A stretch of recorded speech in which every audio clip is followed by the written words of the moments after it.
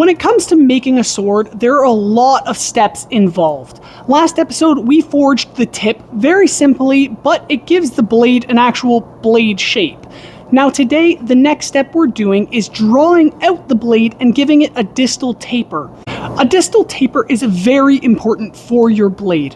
What it is at the thickest point of your blade will be where your guard is, and it'll gradually taper thinner to the tip of your sword. This will balance your sword a lot better in the long run. So let's get this blade in the forge, heating up, and I'll show you how it's done. When it comes to drawing out the blade to the length you want, there's a lot of different ways you can do it via hammer and anvil, power hammer, hydraulic press, whatever it is. However, the process will remain the same. The best way to do it is starting at the tip of your blade and forging back along the blade. This will lengthen it, and as it gets longer and thinner, you can kind of vary how long you want your blade and cut it off at the end. If you do it from the close end all the way out to the tip, your blade's going to get longer before the tip is actually at the proper thickness, and thus you'd have to cut it off and reforge your tip, which is something you don't want to do.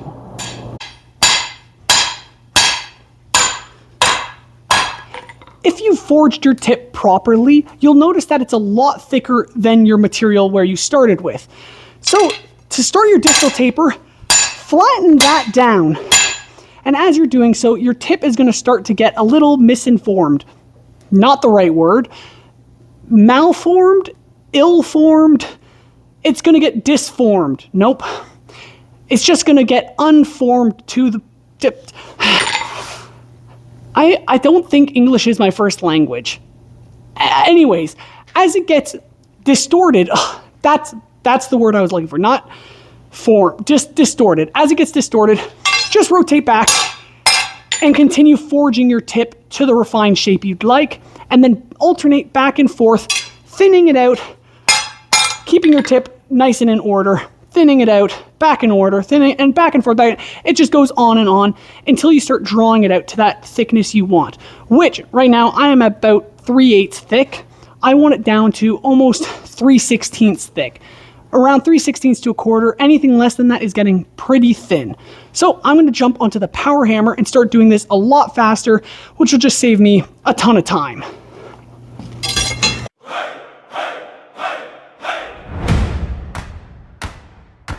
I will sing to swords, I will sing to spears, shattered shields and armor pierced. Those who lie, those who fight, those who die will be remembered. We hear their sorrows sing, we hear their weapons cling, we hear the drums run to the beat of marching feet, of marching feet. Some may run and some may fight, but they will make it through the night. Our arrows fly and pierce their skin.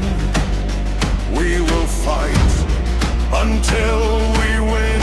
We march along the barren ground. All kingdoms fall to a trumpet sound. The walls will crumble at our feet. Their gates will open for defeat. The soldiers that gave their lives. So now that I have my blade distal tapered, it's thicker down where I'm holding, and it gets gradually thinner to the tip. I did leave the tip with a little bit more meat, just ever so slightly, because when it comes to the grinding stage, you want to have a bit more material there just in case. But now what I'm doing is I'm just going over and refining all of those chunky hammer marks I left in the metal with the power hammer. So you just want to gradually go over it, cleaning things up and minding how long your blade actually is now.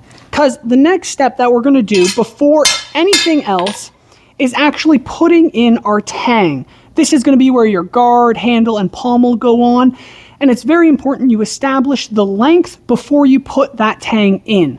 So when I started this piece, it was approximately 26 inches long. I said last episode that it was 28, and then I remeasured, and it's actually 26. Now what I'm going to do is I'm going to measure out this blade, and then I can get an approximate guessing, more or less, where I want this tang to go. So let me find a tape measure, and I'll do that. Got a tape measure here.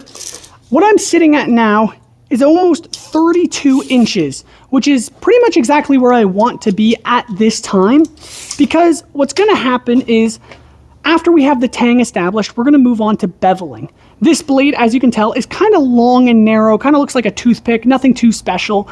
However, once I bevel it, the blade's going to widen, the tip's going to get a little more girthy, and that's just going to look a lot cleaner than this gradual taper I have right now. But that comes with time. So, in the next episode, what we're going to be doing is getting that tang established. First, I want to see how long I want my blade to roughly be, and that's going to be approximately 28 inches, I think, would be nice. That's just over 2 feet long, and I think that'll be a really nice place to kind of leave this blade.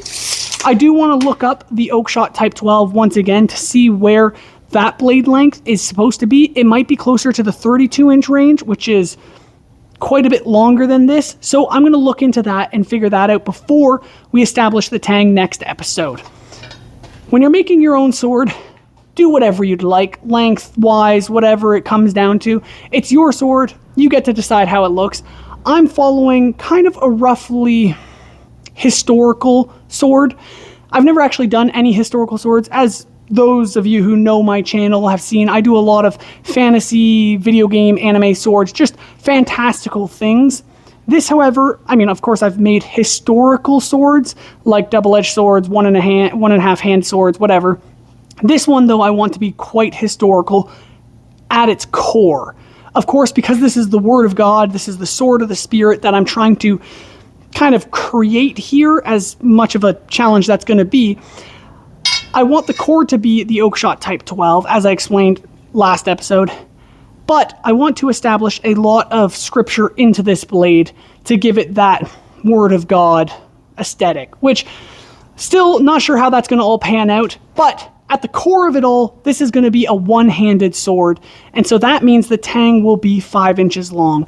I'm going to keep rambling if I don't cut this short, so thank you so much for watching. Make sure you stay tuned for the next episode when we get into that. I hope you guys enjoyed the forging of this blade to this point. It's been a lot of fun for me, and if you did enjoy it, leave a like, subscribe, turn on notifications so you don't miss the next episode. Thank you so much again. God bless and Godspeed. I'll see you all on the next one. Whew. I do need to figure out how long this will be. But honestly, pretty cool. Pretty cool. I can't lie. Can't lie. All right.